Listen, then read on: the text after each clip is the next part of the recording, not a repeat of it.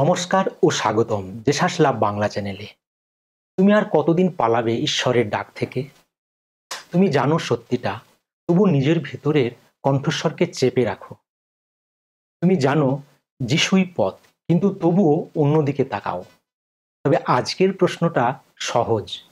তুমি কি নিশ্চিত তুমি যিশুকে চেনো? 1 নম্বর, সত্যিকারের বিশ্বাস মানে জীবন তুলে দেওয়া।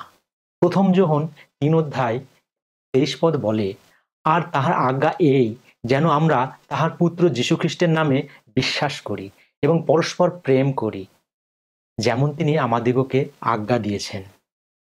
বিশ্বাস মানে শুধু মুখে বলা নয়, জীবনের নিয়ন্ত্রণ যিশুর হাতে তুলে দেওয়া, তার উপর ভরসা করা। যেমন একজন মানুষ তার নিজের জীবনটা হাওয়ায় ঝুলন্ত দড়ির উপর হেঁটে যাওয়া কৌশলকে তুলে দেয়। তুমি কি এমনভাবে বিশ্বাস করছো? 2, পাপের প্রতি মনোভাব কি বদলেছে?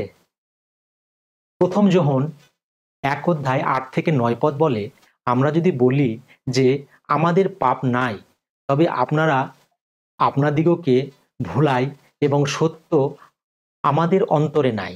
যদি আমরা আপন আপন পাপ স্বীকার করি, তিনি বিশ্বস্ত ও ধার্মিক, সুতরাং আমাদের পাপ সকল মোচন করিবেন এবং আমাদিগকে সমস্ত অধার্মিকতা হইতে সূচি করবেন। যিশুকে জানার চিহ্ন: পাপের প্রতি ঘৃণা আর খাঁটি অনুশোচনা। পাপ করলে লুকানো নয়, বরং কাঁদতে কাঁদতে ফিরে যাওয়া। তুমি কি এমন ফিরে গিয়েছো কখনো? 3 নম্বর, তোমার ভিতরে কি তার কণ্ঠ শোনা যায়? রোমিও 8 অধ্যায় 16 পদে বলে, আত্মা আপনিও আমাদের আত্মার সহিত সাক্ষ্য দিতেছেন যে আমরা ঈশ্বরের সন্তান। যিশু কেবল বাইবেলের পাতায় সীমাবদ্ধ নন, তিনি জীবন্ত এবং তার আত্মা আজও তোমার হৃদয়ে দরজায় টোকা দিচ্ছে। তুমি কি সেই টানটা অনুভব করছো?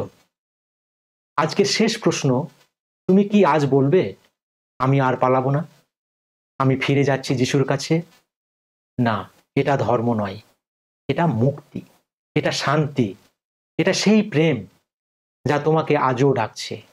ভিডিও ভালো লাগলে লাইক করো, কমেন্টে লিখো তুমি এখন কোন পরিস্থিতির মধ্য দিয়ে যাচ্ছ, এবং অবশ্যই সাবস্ক্রাইব করো জেসাস লাভ বাংলা চ্যানেলটিকে, যেখানে আমরা বিশ্বাসের গল্প শিখি, ভরসা খুঁজি আর ঈশ্বরের নীরবতায় ও তার পরিকল্পনা খুঁজে পাই।